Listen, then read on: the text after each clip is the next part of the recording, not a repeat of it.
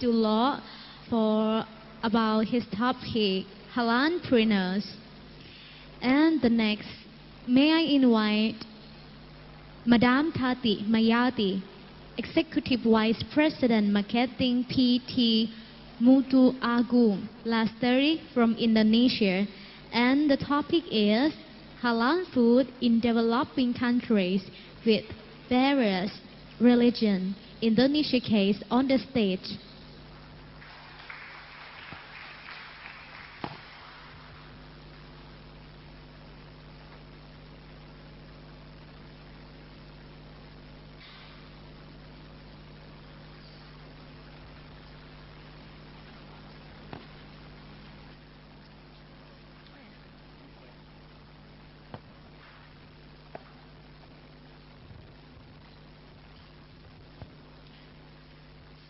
Bismillahirrahmanirrahim. Assalamualaikum warahmatullahi wabarakatuh. Assalatu wassalamu ala asrofil anbiya'i wal mursalin wa ala ahli washabihi ajma'in. Thank you, ladies and gentlemen, to coming here to join my presentation today. Thank you for the committee to invite me to be here. By the way, I understand deeply this time is sleepy time, right? Right? Please be cheer up. Committee, how long I have time to be here? 15 minutes, 1 hour, or 2 days? 2 days? Oh, 25 minutes. Oh, okay then, I will remember that. Well, my name is Tati Maryati. I am the only one not doctor, or PhD, or professor here, but I try to be confident sharing my knowledge to you all. Well, my topic, halal food in developing country with various religion, case in Indonesia. Maybe it is not specific or not particular expectorial theme, but it happened in everywhere, especially in Indonesia. First of all, I would like to introduce my office, PT Mutuagung Lestari. Alhamdulillah, till today, we established almost 80 years since 1990. It's already mature, yeah? And our core business in testing, inspection, and certification. Well,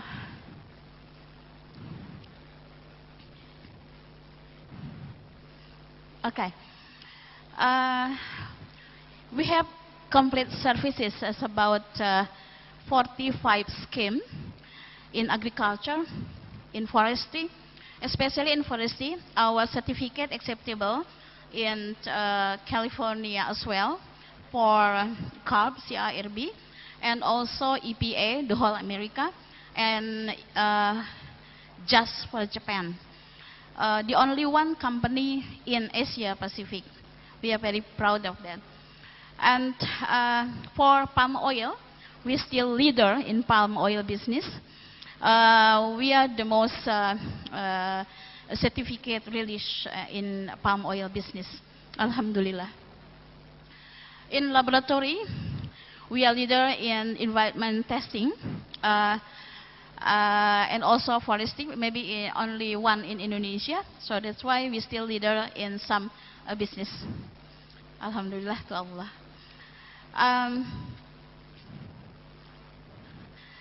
Well, right now, we already have 5 brands in the world, in Japan, Malaysia, China, and Vietnam. Even today, we set up a new company in China in laboratory testing, and also this year we are setting up in Australia, America, and Europe. In Indonesia, headquarters in Cimanggis, Depok, West Java. And then we have 9 brands, Medan, Batam, Pekanbaru, Pangkalan Bun, Samarinda, Makassar, and 4 laboratory, big laboratory in environment testing.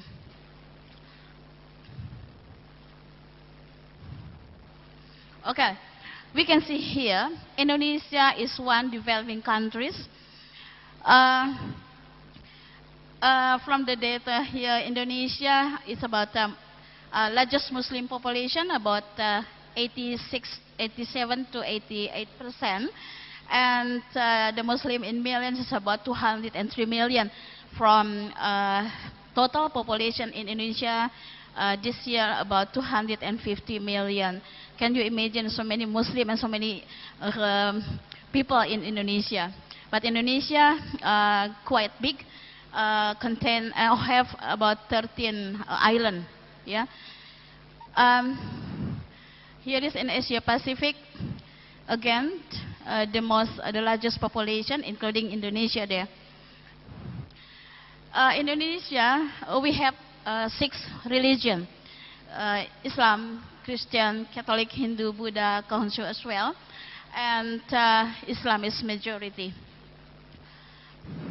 Well, here, Indonesia has 3 provinces, and only 3 cities in Indonesia, 3 provinces in Indonesia, that Islam is not majority. So, if you, ladies and gentlemen, come to Indonesia, to Papua, Papua Barat or West Papua, and North Sulawesi, only 3 places that Islam is not majority there. Okay, the percentage. Well, in city and village, that Islam still a little bit equal, yeah, the total amount. Christians mostly in village, but the rest mostly in city. Here is some brands. Maybe you all recognize the famous brand that already has a halal certificate from MUI. And then here, can you imagine only 62, yeah? This data from MUI, 62 restaurants in Indonesia get halal certificate. Compare with total population, still the amount still very small. So, if you come to Indonesia, you can find along the street so many street vendor. We call it pedagang kaki lima, and maybe I think none of them get halal certificate. Yeah. Even, please take a look. Maybe you all recognize Mr. President can still enjoy food in the street vendors. Why? Even I myself enjoy my eat in standard street vendor, right? Even that maybe no halal certificate, right? Okay. And why? Because we trust. Yeah. In Indonesia, so many warung padang. Maybe you know from Sumatra. Yeah. It's very famous and favorite as well. I do like it. So most of them don't have halal certificate, but till today I still enjoy it and buy food from them because I have trust. Yeah. But what happen? Can trust use as reference? Because maybe long time ago, some product produced from fresh product, or meat, fresh, fruit. But right now, so many products can produce from technology, biotechnology, right? Can you imagine ice cream? How can ice cream contain non-halal product? And then lipstick, powder, and so on and so on. So many. So that's why a little bit different. Long time ago, so easy to identify, is it non-halal or halal? But now it's very difficult to identify. So that's why we need laboratory to test, to prove that product halal or non-halal. Well, here, as I mentioned before, street vendor, our small, medium, micro enterprises, usually they can order purchase the raw material from market, not a special distributor, in small or bulky quantity, and without halal or any certificate in it, and also no quality control. Yeah, and subject to be followed up if local government or company organize the raw material, so can control the raw material whether halal or non-halal. And then after that, educate SMEs good manufacturing process. Because most street vendor or small or micro industries, they don't understand. They don't understand, they don't know that raw material they purchase not halal. Yeah, especially in small quantity. But maybe they know, but because they are non-Muslim, so they don't care about that. Yeah, they don't use pork or pig or whatever non-halal material, and then they sell it in their restaurant and feel no guilty because no responsible morality as Dr. Lukman said. Yeah. So it is a big job, and incentive, we should give incentive for SMEs for lab testing and certification as well, because when we said about certification, when we talk about laboratory testing, the producers, especially street vendor, a little bit trauma because they will say that it's expensive, right? Costly. If they get money or profit from their business, it's better spend time to buy raw material more, to produce more product, right? Then to manage halal certificate or ISO 9000 or ISO 22000. So it's a big job for all stakeholders. Then in Indonesia, since 25 September 2014, release the new regulation, Undang-Undang number 33 about jaminan produk halal guarantee, and then start last September next year, the industries who produce food and beverage, cosmetic, medicine, and good use register not to LP POMOI anymore, but to BPJPH. BPJPH is Badan Penyelenggara Jaminan Produk Halal certification body, and for that, BPJPH will recommend which LPH or LPH institution with conduct inspection and halal testing, and LPH can have own laboratory or cooperate with halal laboratory. Because Indonesia many has 33 province. Maybe some of you ask, what is the good use? Good use is kind of stuff that we use, like belt for men, especially. It could be from leather, from pig, yeah. And you all use it for salat, for prayer, right? It's dangerous, maybe najis, but not good, yeah. Not allowed to use it when you pray. So that's why we think that we need to test it. Well, stakeholder in this problem: regulation, industry, certification body, trader, laboratories, association, and MUI as well for fatwa, and also government involved. So, well, what Mutu certification our company contribute to solve our problem? Our core business in testing, inspection, certification, we have facilities for that. So we think that we have to contribute to our country to help government, of course, to help consumer about halal. We support with some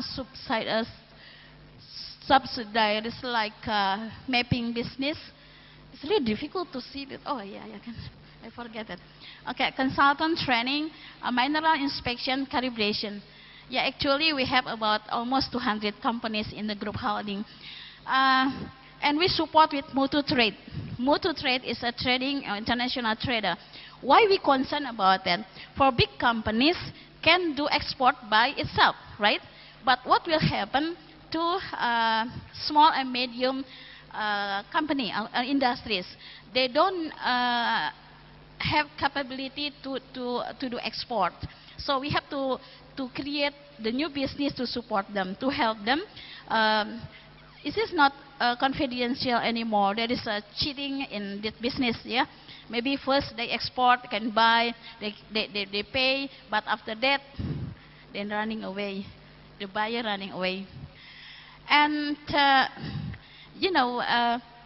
to prove, to support halal business, Prof. Moha said that, Prof. Irwandi as well said that the product halal business very huge. So to support that, we need laboratory. And to invest in laboratory business is not a small money. Yeah, can you imagine? And we buy LCMSMS is about 5 billion rupiah. Can you imagine that? Only one equipment. Yeah, so it's not so easy. So that's why we try to create association or something like that. We call Indonesia Laboratory Network. So some investor and business person in laboratory sit together, holding hands together. Maybe some of them have equipment idle, so we can inform to each other to support all this as a part of stakeholder. Well, I myself as chairwoman of Association of Small Industries in Indonesia. So because of that, maybe I can do more than other to organize some industries, especially small industries, to educate them how to good practicing processing, and supported by Mr. Ambassador, Minister, the Major. We are working together. And regarding to Undang-Undang Number 20/2008, we can see that large company in Indonesia only 5,000. Compare with micro company industries, it's about 52 million. So many in Indonesia. And they play in 8 sectors: agriculture, farm, forestry, fishery, trading as well, processing, blah, blah, blah. You can see on the display. So far, they don't have halal certificate because halal is voluntary, not mandatory. But since October next year, to be mandatory. You can see here from the Undang-Undang Number 33, in Article 4, product that enter, circulate, trade in the territory of Indonesia shall be certified kosher. All product. So that's why we need the regulation to support BPJPH, the undang-undang. So impossible for us to check like durian. Last night I spent a time walking along the street close to hotel and eat durian without any halal certificate, and I enjoy it as well. Yeah, because durian Bangkok or durian from Thailand is very delicious. Yes, I proved it last night.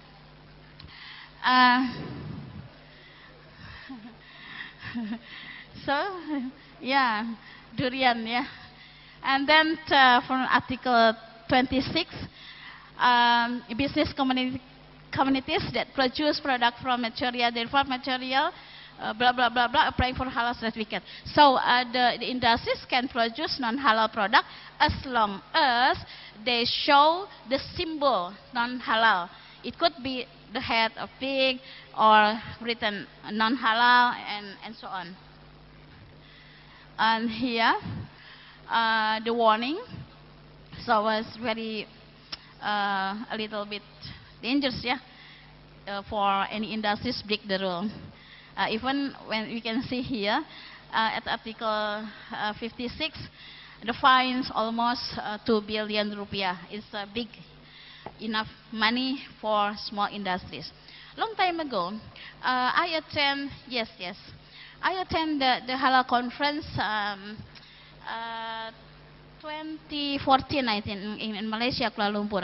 I asked the audience and the halal expert, where is the global standard of halal testing? Still none. But I'm happy today because Prof.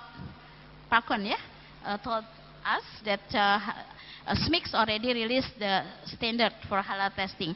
Because it could be maybe halal from Indonesia, when doing export to Pakistan, they test non-halal because no standard halal global. And long time ago, when my family and I went traveling, and my daughter asked me, "Mommy, is it halal or not?" When we enjoy the food in a restaurant in Singapore, I think, I'm so easy to say that, okay, just say Bismillah, their responsibility. Is that behave correct? I don't think so. Why? Because we are Khalifah. Khalifah thing that make us different from animal. We have to find out the problem, we have to sort it out, and we have to fix it because it's our responsible. Why? Because halal is Muslim right. Thank you, ladies and gentlemen, for kind attention. Assalamualaikum warahmatullahi wabarakatuh.